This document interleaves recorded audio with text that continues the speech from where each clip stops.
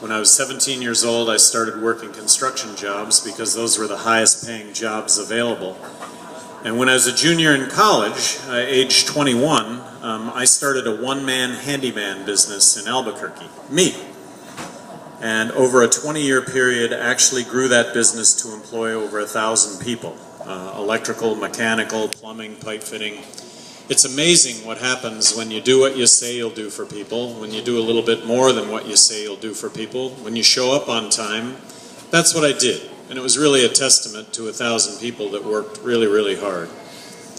I sold that business in 1999. Nobody lost their job. That business is doing better than ever.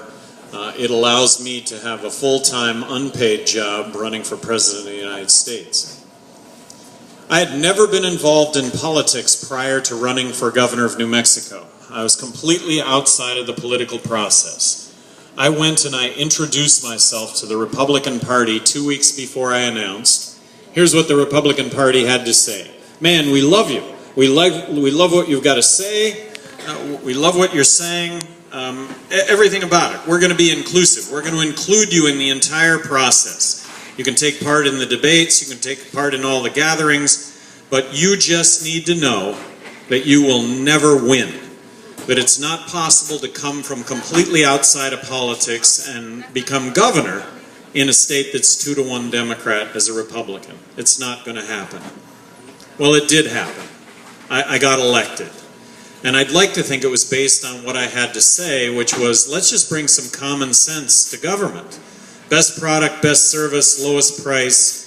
Let's put the issues first and politics last. And I did get elected. I think I distinguished myself for a number of things while I was governor of New Mexico. I may have vetoed more legislation than the other 49 governors in the country combined.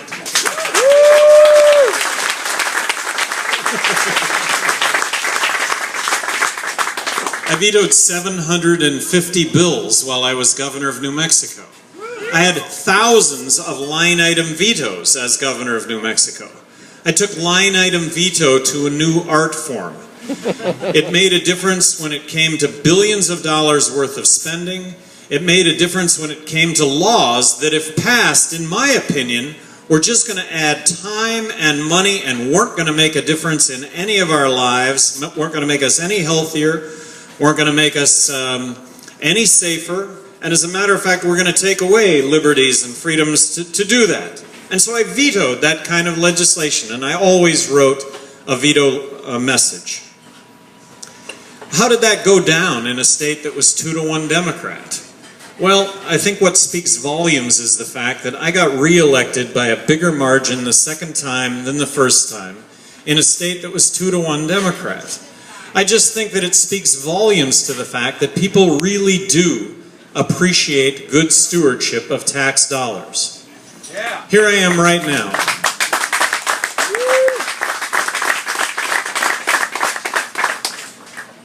Give you some background on here I am right now. You know, in 2008, Ron Paul asked me for my endorsement. I readily gave that endorsement. When I dropped out of the Republican Party, I asked everyone that was going to vote for me to vote for Ron Paul. I don't think Ron Paul is going to get the nomination in a couple of weeks, but I applaud all of you for your efforts, and I hope you continue to pursue those efforts. But looking at the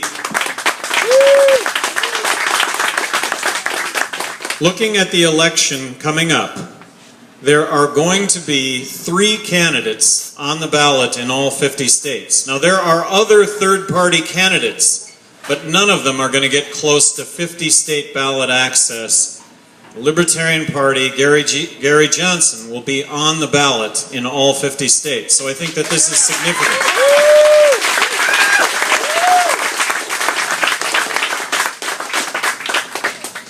So there is a message here for freedom and liberty, and it's a really important message. And here's how it goes down.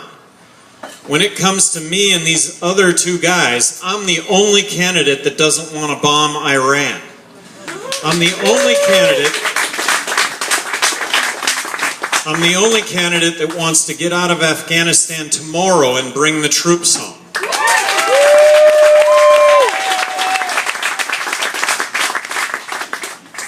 outraged over politicians that beat their chests over the terrorist threat, and it comes at a cost of tens of thousands of lives of innocent foreign citizens subject to our military interventions. I'm sick and tired. I'm outraged over the fact that our men and servicewomen come back in body bags or come back with their limbs blown off. As President of the United States, this is not going to happen with me being President of the United States. Stop these military interventions.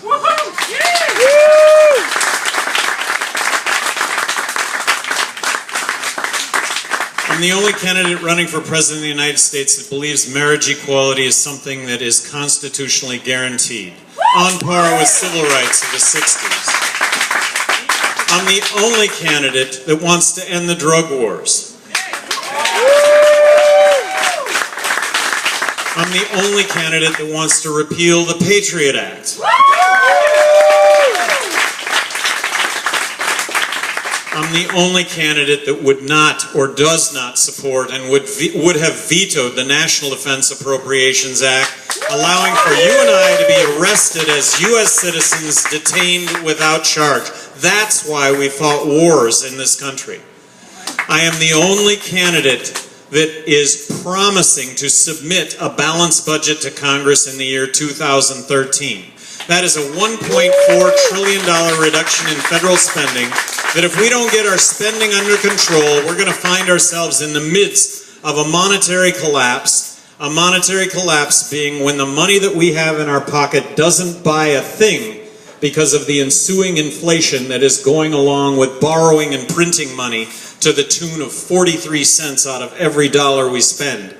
To cut the federal budget by $1.4 trillion, entitlements have to be addressed. Military spending has to be addressed. Mitt Romney talks about balancing the federal budget. It's important, but he said we should increase spending for the military and we should hold Medicare intact.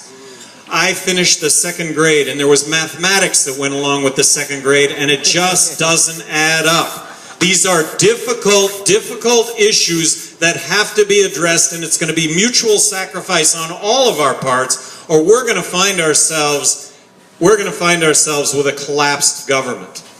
I am the only candidate that is going to advocate abolishing the income tax, corporate tax, and the IRS.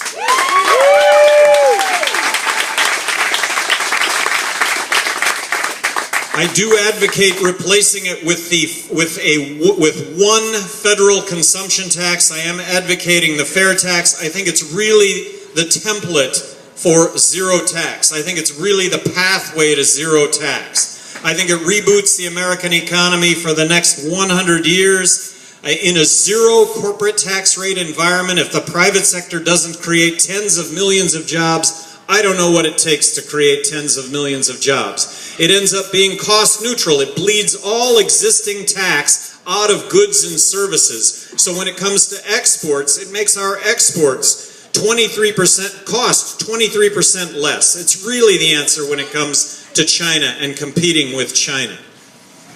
I'm the only candidate that would sign a bill abolishing the Federal Reserve.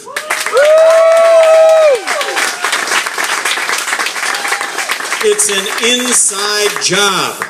It's the Federal Reserve, it's the Treasury printing money at 0%, giving it to the Federal Reserve. Federal Reserve gives it out to the banks at 0% interest. That's our money. That's our money that we're on the hook for, and they're loaning it out to the banks, and the banks aren't loaning it out to us because they can buy treasuries in a closed loop that is just an absolute inside game, and we all take it on the chin for this. I am the only candidate that would eliminate or take away legal tender laws. And in place of that, I would sign legislation that would establish competing currencies that might actually give value to the U.S. dollar, strong U.S. dollar as opposed to weak U.S.